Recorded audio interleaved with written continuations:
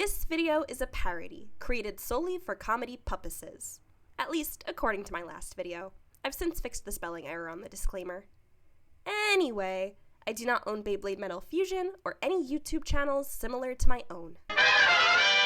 Welcome to Beyblade Sins, the channel where I poke fun at a show meant for children. I hope you guys are ready for another cringe-alicious episode.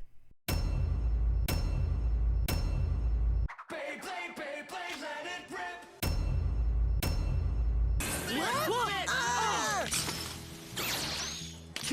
Whoa, awesome! So sweet! Yo, Kenta, where did you meet such an amazing blader? Next to Jenga, across from Jenga. Almost every spectator here has their position changed at some point. Ugly Shirt Guy just demonstrates these continuity errors best. He's so skilled, he just sent 3 bays flying at the same time! If you think that was wicked, just wait! Similarly, Kenta somehow teleports from behind Jenga to directly in front of him, despite the fact that the stadium's placement should make it impossible for anyone to stand there. You've gotta be kidding! Akira keeps his childish, pitched-up voice while he's on screen, but the second the camera cuts away... Alright, let's have fun, but I'm first! Careful, Akira, your Kyoya is showing. Oh man, my carpal tunnel's acting up! Yeah, his wrist is just hanging there. It's gross. Carpal tunnel has several symptoms, but that is not one of them. Either Ben-K is faking, or this face hunter is calling him gross for no reason. Perk up, ladies! This sexist comment. Boys! And this one. Where's he hiding? Behind your skirt? And this one! Plus 3 sins for the blatant sexism in this episode. Kyoya generates enough wind here, inside the warehouse, to lift up several face hunters and slam them back against the wall.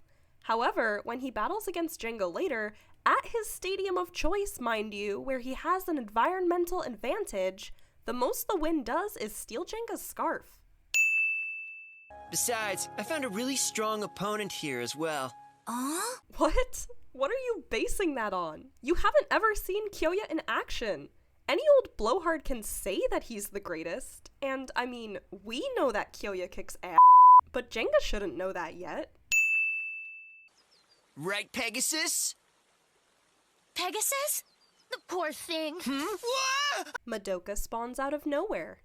No matter how fixated on Pegasus Jenga may have been, at least one of the 2 boys should have seen her right in front of them. Just look how open the area is. Even if Madoka commando crawled across the ground like Solid Snake, there's no feasible way for her to have snuck up on them like this.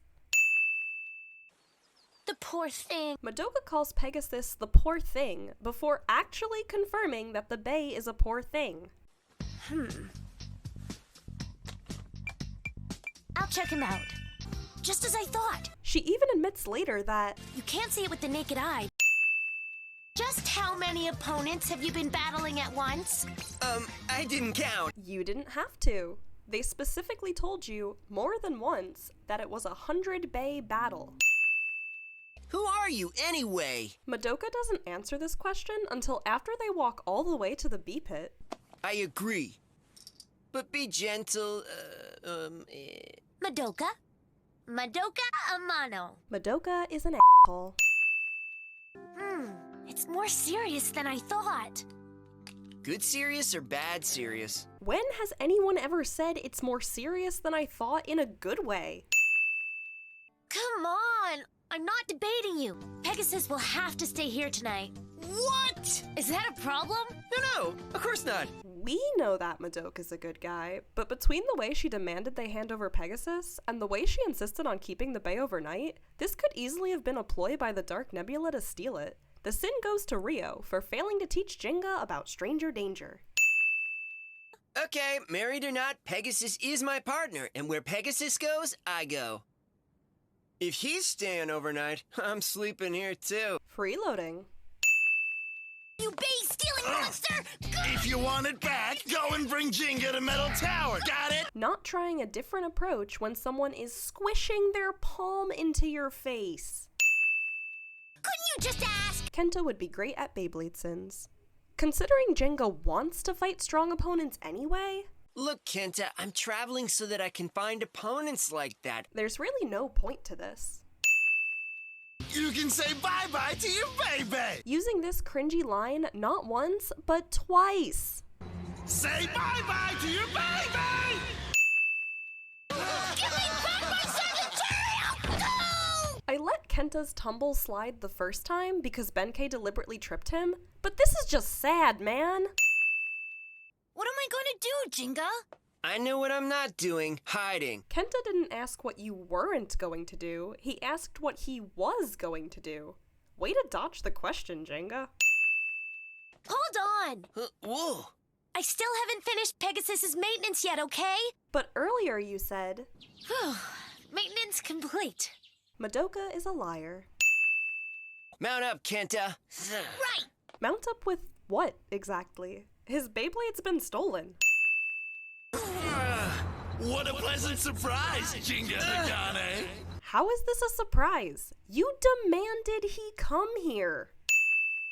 Yo, Jinga, your worst nightmare is right here. Unironically calling yourself someone's worst nightmare. Early season 1 Kyoya might actually be more cringe than I am.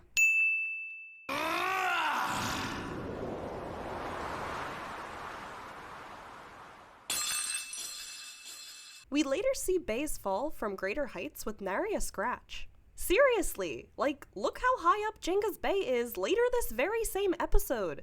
That thing's a certified Team Rocket twinkle. Every single person involved here is overdramatic AF. But you can't win if you don't ever attack then, right? But you can win even if you never attack. It's called a sleep out. Despite owning a Flame Sagittario, Kenta is somehow unfamiliar with this common stamina-type strategy. That's right, come to Papa. Oh, I will when we get to Shogun Steel. The sin here is on me. Go, Pegasus! Huh? Repelled? Pegasus, come on, once more! What just happened? The definition of insanity is repeating the same mistakes over and over again and expecting different results.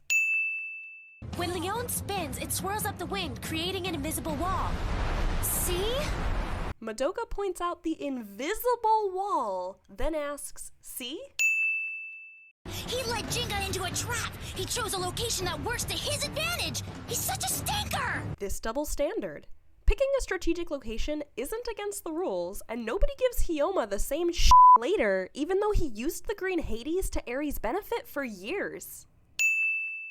And I'm actually going to take this opportunity to remove a sin too. Kyoya is consistently one of the most strategic bladers in MFB, starting with his debut battle.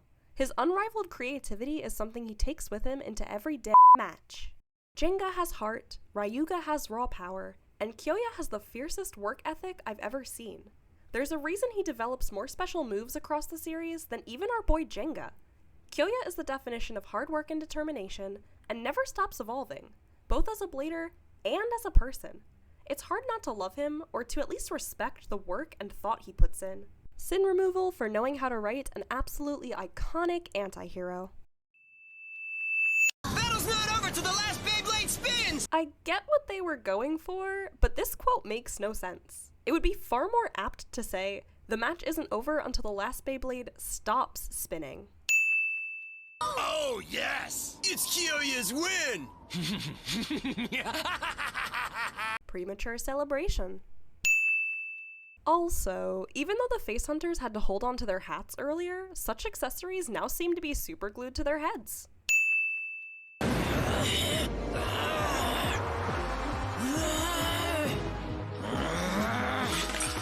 Based on the trajectory of the previous shot, Leone should not have landed that close to Kyoya.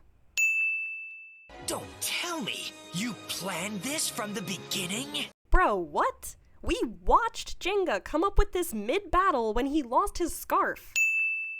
What would you have done if something had happened to Pegasus? Yeah, but nothing did. I love Jenga, but this is such a douchey thing to say.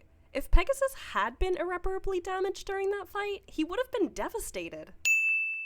It's all your fault! No, it's not.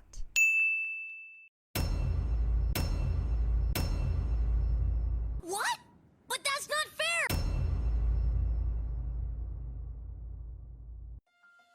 光る汗今から行くから